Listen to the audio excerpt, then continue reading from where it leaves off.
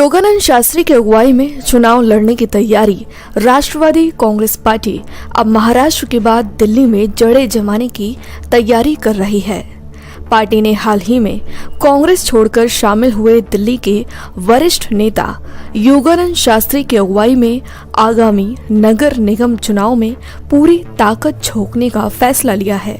योगानंद शास्त्री कुछ बीते हफ्ते ही पार्टी मुखिया शरद पवार की मौजूदगी में एनसीपी में शामिल हुए हैं।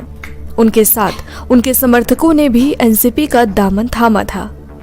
उनके पार्टी में आने के बाद से ही ये माना जा रहा था कि एनसीपी महाराष्ट्र और केरल से आगे निकलकर दिल्ली में भी अपनी संभावनाएं देख रही है। इसी कड़ी में पार्टी के राष्ट्रीय मुख्यालय में दिल्ली प्रवेश कार्यकारिणी की एक अहम बैठक हुई, जिसमें कई अहम फैसले लिए गए।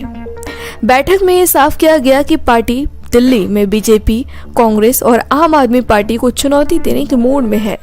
पार्टी के राष्ट्रीय प्रवक्ता एवं राष्ट्रीय युवा कांग्रेस के राष्ट्रीय अध्यक्ष डॉक्टर नीरज शर्मा ने बताया कि दिल्ली में एक तरह की विकल्पहीनता की स्थिति बन गई है। नगर निगम में बीजेपी काबिज है, जबकि आम आदमी पार्टी प्रदेश की सत्ता संभाल रही है। लेकिन दोनों ही पार्टियां अपने क्षेत्रों में काम करने में बुरी तरह फेल हुई हैं। उन्होंने प्रदूषण का मुद्दा उठाते हुए कहा कि आम आदमी पार्टी और बीजेपी की वजह से प्रदेश के लोग जहरीली हवा में सांस लेने को मजबूर हैं। इसके अलावा अल्पसंख्यकों के कल्याण के मुद्दे पर भी नीरज शर्मा ने बीजेपी के साथ कांग्रेस और आम आदमी पार्टी को भी घेरा। उन्होंने कहा कि कांग्रेस लोगों में उम्मीद जगाने में नाकाम रही है, जबकि आम आदमी पार्टी की राजनीति भी लोग देख रहे हैं। ऐसे में राष्ट्रवादी कांग्रेस सभी के लिए बेहतर विकल्प बनकर उभरेगी। उन्होंने बताया कि आने वाले वक्त में पार्टी संगठन को बूथ स्तर पर मजबूत करने का काम करेगी और नए लोगों को अपने साथ जोड़ेगी। वरिष्ठ नेता योगानंद शास्त्री ने भी दिल्ली में ताल ठोकने का ऐलान किया। उन्होंने कार्यकर्ताओं को एकजुट होकर काम करने की अपील की। योगानंद शास्त्री ने कहा कि पार्टी शरद पवार जी के अनुभव और नीरज शर्मा जैसे युवा नेताओं की ऊर्जा को एक साथ लाकर समन्वय की राजनीति करेगी। कार्यकारिणी में ज्यादा से ज्यादा युवाओं और महिलाओं को मौका देने का भी भरोसा दिया गया। इस कार्यकारिणी में राष्ट्रवादी विद्यार्थी कांग्रेस की राष्ट्रीय अध्यक्षा सोनिया दोहन और दिल्ली प्रदेश के सर, आज के प्रोग्राम के बारे में बताइए। सबसे पहले देखिए, आज राष्ट्रवादी कांग्रेस के यूथ विंग की मीटिंग थी। भाई नीरज शर्मा ने बहुत जल्दी में ये मीटिंग की है और हम धन्यवादी उनके कि उन्होंने शॉर्ट नोटिस के आधार पर ये किया। नौजवान जिधर चलता है देश उधर ही चलता है। पूरी दुनिया का इतिहास आप देख सकते हैं। राष्ट्रवादी कांग्रेस में हम यूथ कांग्रेस को बढ़ाने के लिए सबसे ज़्यादा प्रयास करेंगे, क्योंकि वही देश को आज़ाद रख सकेंगे। दुर्भाग्य यह है कि लोग ये कहते हैं कि मनमोहन सिंह जी तो मौनी थे, उन्होंने कुछ नहीं किया। लेकिन वास्तविकता ये है कि जब अमेरिका में 40 बड़े बैंक डूब गए थे, 2 लाख नौजवानों की नौकरी छूट गई थी, पूरा यूरोप मंदी की वजह से हाहाकार कर रहा था, उस समय डॉक्टर मनमोहन सिंह जी ने कमाल ये किया कि हिंदुस्तान में न तो कोई बैंक डूबा और न एक भी नौजवान की कोई नौकरी छूटी। और वो लोग ऐसा कहते हैं तो उन्हें शर्म आनी चाहिए। उस व्यक्ति ने देश को बचाया। आज उन्हीं के आदर्शों पर हम चल रहे हैं।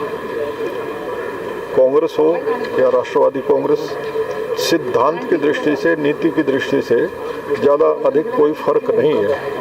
नेतृत्व का फर्क है।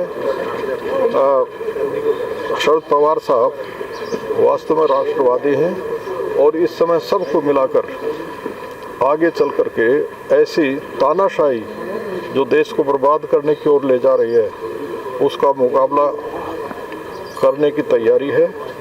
और हमारा विश्वास है कि पवार साहब सब दलों को जोड़ करके इकट्ठा करेंगे और ऐसे लोगों का सफलतापूर्वक मुकाबला करेंगे जो देश को राष्ट्रवादी कांग्रेस पार्टी का मकसद क्या है? राष्ट्रवादी कांग्रेस पार्टी का मकसद ये माननीय पवार साहब की एक विचारधारा, एक सोच है। जिस प्रकार से हम लोग देख रहे हैं जात पात और धर्म के नाम पे लोगों को बांटने की कोशिश की जा रही है, देश को तोड़ने की कोशिश की जा रही है। हमारा मकसद ये है, इस नफ़रत को ख़त्म करना है, भाईचारे को कायम रखना है और पूरे देश को एक सूत्र में बांधने का हमारा मकसद है। ये हमारी राष्ट्रवादी कांग्रेस की विचारधारा है। ना हम जातिवादी, ना हम धर्मवादी, हम हैं राष्ट्रवादी। एमसीडी के चुनाव आने वाले हैं, इसमें क्या भूमिका रहेगी आपकी?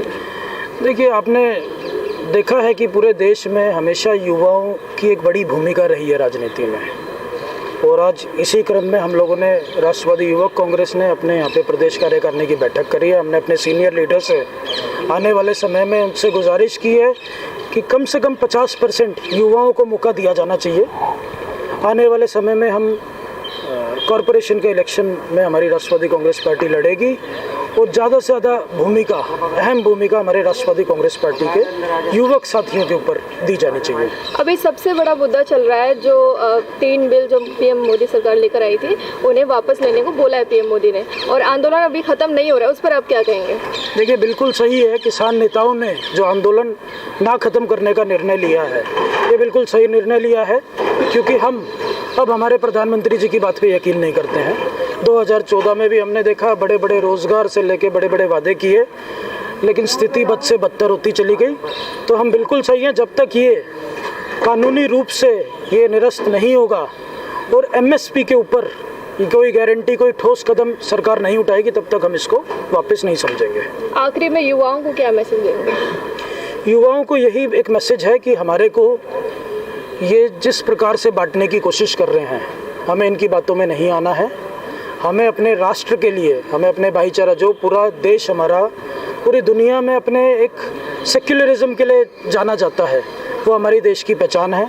हमें अपना भाईचारा, अपना किसी भी हालत में ख़राब नहीं करना है। ये भले कितनी भी नफ़रत फैलाने की कोशिश करें।